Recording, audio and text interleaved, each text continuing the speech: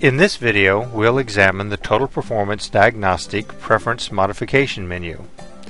After logging on to your Total Performance Diagnostic account, select the Settings tab to enter the Settings menu. Then click on the Adjust Preference Modifications selection. Each preference selection is clearly identified and comes with a default value. Each preference selection also comes with a detailed explanation of how it is used inside the Total Performance Diagnostic program. Most of the default preferences represent HVAC standards. Others, however, must be changed to correctly represent different climate and altitude conditions. To save your changes, click on the Submit button, located at the bottom of the page prior to exiting the menu. If, after changing and saving any preference settings, you would like to return to the programmed and its default settings, you can click on the Reset to System Defaults selection, also located at the bottom of the page. When making decisions about preference modification selections, please keep in mind the GIGO or garbage in, garbage out principle. To better demonstrate how preference modifications affect the information and calculations on the technician's worksheet, I'm going to be using some pretty silly preference selections. In other words, don't try this at work. These preference selections are intentionally exaggerated for demonstration purposes. We will be comparing the results of different cooling report worksheets. The data inputs for all worksheets will be remaining constant. The only changes we will be making will be our preference selections. Our first change will be the filter area multiplier. But before we make any changes to our preference default settings, let's look at the filter area selection of a cooling worksheet. The filter area low range is set to 3 square foot, and actual filter area readings is 3.3 square foot. Now let's change our filter area multiplier from 1 to 2 and compare the new worksheet results.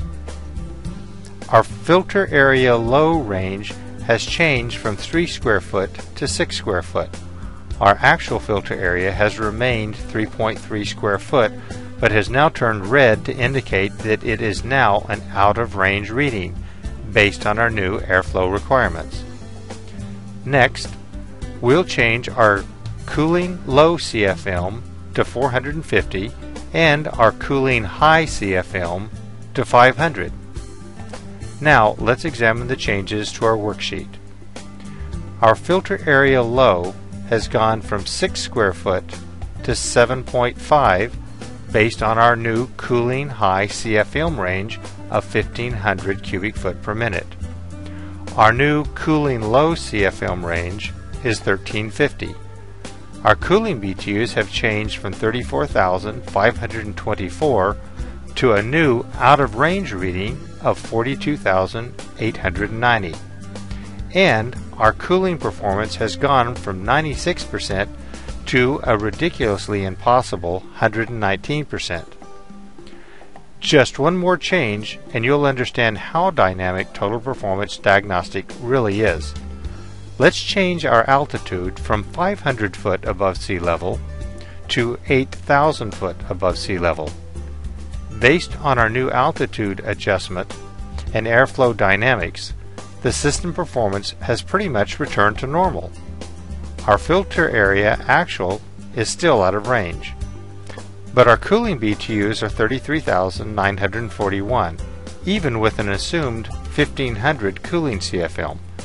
And our cooling performance has returned to within an acceptable range of 94%. Customizing Total Performance Diagnostic to your company and your climate conditions is just that easy. You will find Total Performance Diagnostic's Preference Modification menu easy to understand, easy to work with, and well documented. The most commonly modified preferences are conveniently located in the lower section of the menu. Those preferences are altitude, local cooling hours, electric rate per kW, estimated SEER high, estimated SEER low, cooling CFM high, and cooling CFM low.